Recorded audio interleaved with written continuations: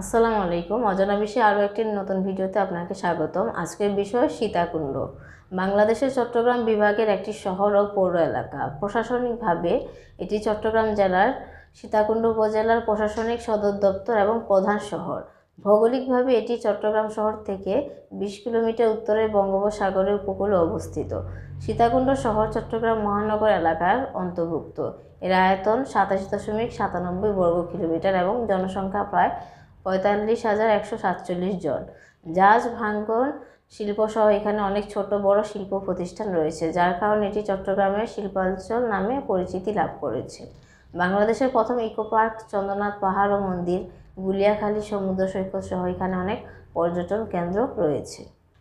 প্রাচীন নব্যপ্রস্তর যুগে সীতাকুণ্ডে মানুষের বসবাস শুরু হয় বলে ধারণা করা হয়। এখান থেকে আবিষ্কৃত প্রস্তর যুগের আসামীয় জনগোষ্ঠীর হাতিয়ারগুলো তারই স্বাক্ষর বহন করে। ইতিহাস থেকে যতটুকু জানা যায়, 6ষ্ঠ ও 7ম শতাব্দীতে সম্পূর্ণ চট্টগ্রাম অঞ্চল আরাকান রাজ্যের অধীনে ছিল। এরপরের শতাব্দীতে এই অঞ্চলের শাসনভার চলে যায় পাল সম্রাট ধর্মপালের হাতে। সোনারগাঁও এর সুলতান ফখরুদ্দীন মোবারক শাহ 1340 খ্রিস্টাব্দে এই অঞ্চল অধিগ্রহণ করেন। পরবর্তীতে 1538 খ্রিস্টাব্দে সুর বংশের শের শাহ সুরির নিকট বাংলার সুলতানি বংশের শেষ সুলতান গিয়াসুদ্দীন মোহাম্মদ শাহ পরাজিত হলে এই এলাকা আরাকান রাজ্যের হাতে চলে যায়। আরাকানিদের বংশধররা এই অঞ্চল শাসন করতে থাকেন। পরবর্তীতে পর্তুগিজরাও আরাকানিদের শাসন কাজে ভাগ বসায় এবং 1538 থেকে 1666 খ্রিস্টাব্দ পর্যন্ত এই অঞ্চল পর্তুগিজ ও আরাকানি বংশধররা একসাথে শাসন করে। প্রায় 128 বছরের রাজত্ব শেষে 1666 খ্রিস্টাব্দে মুঘল সেনাপতি বুজুর্গ উম্মেদ খান আরাকানিদের এবং পর্তুগিজদের হটিয়ে এই অঞ্চল দখল করে নেন। পলাশীর প্রান্তরে নবাব সিরাজউদ্দৌলার পরাজয়ের পর এই এলাকাটি ইংরেজদের দখলে চলে যায়। পরবর্তীতে 198 সালে স্বদেশী আন্দোলনের সময় অঞ্চলের কর্তৃত্ব স্বদেশীদের হাতে আসে।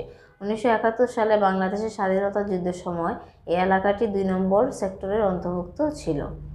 ইতিহাস মতে এখানে মহামুনি ভার্গব বসবাস করতেন।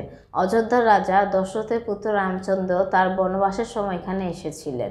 তারা আসবেন জানতে পেরে মহামুনি ভার্গব এখানে স্নানের জন্য 3টি কুণ্ড সৃষ্টি করেন। তবে বর্তমানে কুণ্ডগুলো শুকিয়ে গেছে। রামচন্দ্রের স্ত্রী সীতা যে কুণ্ডে স্নান করেন তার নাম হয় সীতাকুণ্ড। এরপর কালের বিবর্তনে স্থানের নামকরণও হয় সীতাকুণ্ড। চট্টগ্রাম মহানগরী থেকে উত্তর দিকে 20 কিলোমিটার এবং ঢাকা থেকে 229 কিলোমিটার দূরে বঙ্গোপসাগর উপকূলে চন্দ্রনাথ পাহাড়ের পাদদেশের সমভূমিতে সীতাকুণ্ড অবস্থিত।